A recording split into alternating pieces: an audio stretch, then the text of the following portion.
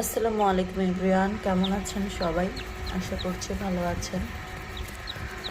আসলে আমাদের ইনকিউবেটরে যতগুলো বাচ্চা ছিল, সবগুলো বাচ্চাকে দেখে আমি যতটা না খুশি হয়েছি, এই বাচ্চাটাকে দেখে ততটাই কষ্ট পেয়েছি।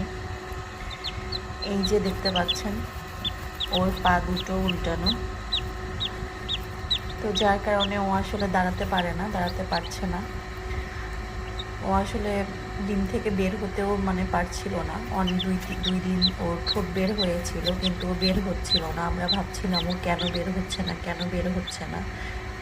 এখন আসলে বুঝতে পারছি যে কেন বের হচ্ছিল না ও।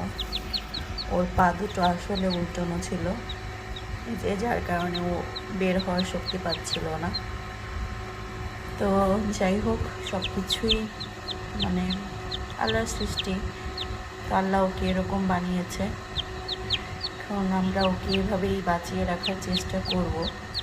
দেখি যতদিন বাঁচে, আল্লাহ যতদিন হায়াত দিয়েছে বেঁচে থাকবে। আপনারা সবাই ওর জন্য দোয়া করবেন।